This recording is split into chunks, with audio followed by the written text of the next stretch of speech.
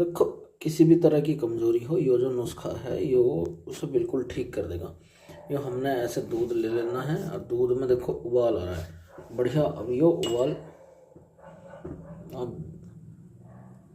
देख सकते हो, बढ़िया उबल रहा दूध। अब इसमें क्या करेंगे कि यो जो है, ये है हमारे पास बादाम।